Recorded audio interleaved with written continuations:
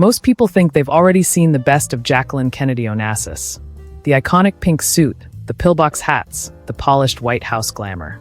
But what if some of her most powerful fashion moments were the ones almost nobody talks about?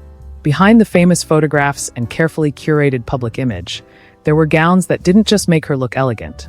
They quietly reshaped how the world viewed American style, diplomacy, and even power itself. These weren't the outfits splashed across every magazine cover. In fact, some were barely discussed at all. And that's exactly what makes them so fascinating. Because when you look closer, these underrated gowns tell a completely different story. One of calculated choices, subtle influence, and a woman who understood that what she wore could send messages louder than any speech. From diplomatic tours to private events, each dress carried intention, whether the world noticed or not. And once you see these looks for what they really were, it becomes hard to believe they were ever overlooked in the first place. The white cape gown. And that idea of subtle influence becomes even clearer when you look at one of her earliest overlooked statements. A white cape gown designed by Oleg Cassini in 1961. At first glance, it doesn't scream for attention. No dramatic sparkle, no over-the-top embellishments. Just clean lines, a soft ivory tone, and that flowing cape that seemed almost too simple for a first lady stepping onto the global stage. But that simplicity was exactly the point. At the time, fashion for women in political spaces was expected to be decorative, not commanding. Yet here was Jacqueline Kennedy, stepping into high-profile state events dressed in something that felt almost architectural. The cape added movement, but it also created distance, an almost regal silhouette that subtly elevated her presence without saying a word. What makes this gown so fascinating is how it shifted perception. She wasn't just accompanying power, she looked like she embodied it. And people noticed, even if they didn't fully realize why. But here's the twist. This gown often gets overshadowed by her more famous outfits, like the ones endlessly replayed in media retrospectives. It quietly did its job, reshaping expectations, and then faded into the background. And that's where things get interesting. Because once you realize how intentional that understatement was, it starts to change how you see the next look entirely. The silver gown. And just when it seemed like her fashion was all about elegance and quiet diplomacy, the setting suddenly shifted, and the stakes became much higher. Because in 1961, Jacqueline Kennedy Onassis found herself in Vienna, standing at the center of one of the most tense political moments of the era. This wasn't a glamorous cultural exchange or a carefully staged state dinner. This was the infamous Vienna summit, where John F. Kennedy met Nikita Khrushchev at the height of Cold War pressure. And in the middle of all that intensity, she stepped out in a sleek silver evening gown. Now, unlike the softer, more romantic looks we've seen before, this gown carried a completely different energy. It was refined, yes, but also restrained. There was no attempt to dazzle or distract. The silhouette was clean, the color cool and controlled, almost mirroring the atmosphere surrounding the event itself. Because this wasn't the time for softness. Every appearance during that trip was being analyzed, not just politically, but visually. And she seemed to understand that instinctively. The silver tone gave off a sense of composure, calm under pressure. It didn't try to steal attention, but it also didn't fade into the background. It held its ground, just like she did. What makes this moment so underrated is that almost no one talks about what she wore during this trip. The headlines were dominated by the outcome of the meeting, the tension between leaders, the uncertainty of what would come next. But behind the scenes, her presence, and choices like this gown, helped shape how the United States was perceived in one of its most critical moments. And once again, it proves something subtle but powerful. Her fashion wasn't just about style. It was about reading the room, even when the entire world was watching. And what comes next shifts that idea in an entirely different direction. The ivory gown that spoke to culture, not just style. And that brings us to a moment where fashion and cultural power collided in a way that felt almost invisible at the time. The embroidered ivory gown she wore during a 1961 state dinner honoring French cultural figure André Malraux. Now, on paper, this was a high-profile event. Malraux wasn't just any guest. He was a symbol of French intellectual life, a man deeply tied to art, literature, and cultural identity. The evening itself was meant to celebrate that connection between nations. So what did Jacqueline Kennedy do? She didn't go for something flashy or attention-grabbing. Instead, she chose a gown that felt almost like a tribute. The ivory fabric, detailed with delicate embroidery, echoed classic European elegance. It wasn't trying to outshine the moment, it was aligning with it. And that's what makes this look so underrated. Because while the press focused on the guest list and the political significance of the dinner, her choice of attire quietly reinforced the message of the evening.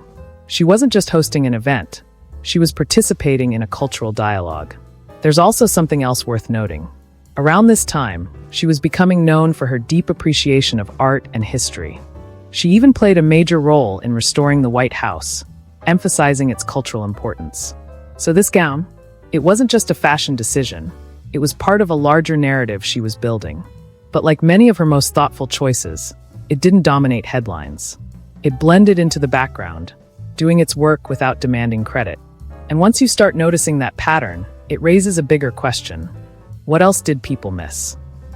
The red Valentino gown. And that question, what else did people miss, becomes even more revealing once you step beyond her White House years.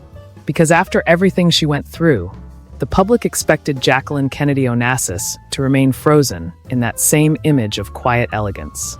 But she didn't. By the late 1960s and into the 1970s, her life had changed dramatically. She was no longer just a first lady. She was a global figure navigating intense media scrutiny, personal loss, and a completely new chapter. And somewhere in that transition, her style began to shift in ways that many people didn't fully appreciate at the time. One of the clearest examples? A striking deep red evening gown by Valentino. Now, this wasn't the soft diplomacy of her earlier looks. This was bold, confident, unapologetically visible.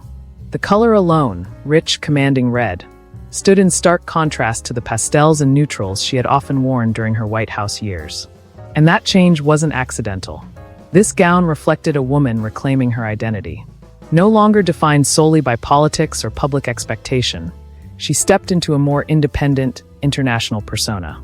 Valentino himself once became closely associated with her evolving style, signaling her deeper connection to European fashion and a more modern image. But here's the interesting part. This era of her fashion is often overshadowed by nostalgia for her earlier years. People tend to focus on Jackie the First Lady, not Jackie as a woman rebuilding her life and redefining her image. And because of that, gowns like this one don't always get the attention they deserve. Yet when you look at it closely, it tells one of the most powerful stories of all. Not about diplomacy, but about transformation. And that transformation didn't start after the White House. It actually began much earlier than most people realize. The black and gold look that predicted everything. Because long before the world ever called her First Lady, Jacqueline Kennedy was already shaping the image people would later admire. During the 1960 presidential campaign, while John F. Kennedy was capturing national attention, she was quietly building something just as important: her visual identity. One of the most overlooked examples from that time is a black and gold evening ensemble she wore at campaign-related events. Compared to her later, more refined White House wardrobe, this look had an edge. The darker tones, the subtle contrast of gold detailing. It carried a sense of confidence that felt ahead of its time. And more importantly, it showed awareness. She understood that politics wasn't just about speeches or policies. It was about perception. Every appearance mattered. Every detail contributed to how people connected with the campaign. What's fascinating is how this look hinted at everything that would come later. The balance between elegance and strength. The ability to stand out without appearing excessive. The control over how she was seen. But because it came before the White House spotlight, it rarely gets discussed in the same breath as her more famous outfits. And yet, when you trace the timeline back, it becomes clear. This wasn't something she learned overnight. It was already there, carefully developing behind the scenes, which makes all those later iconic moments feel a lot less accidental and a lot more intentional. The looks that quietly defined a legacy. And when you put all of this together, a very different picture starts to emerge. The white cape gown that redefined presence. The soft pink dress that reshaped international perception.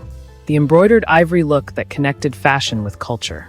The bold red Valentino that signaled reinvention. And even that early black and gold ensemble that hinted at everything to come. None of these were her most famous outfits, but in many ways, they were her most revealing. Because they show a side of Jacqueline Kennedy Onassis that goes beyond the polished, almost myth-like image people often remember. They reveal someone highly aware, deeply strategic, and constantly evolving. And maybe that's why they stayed underrated. They didn't rely on shock value or headlines. They worked quietly, shaping perception in ways that only become obvious when you look back.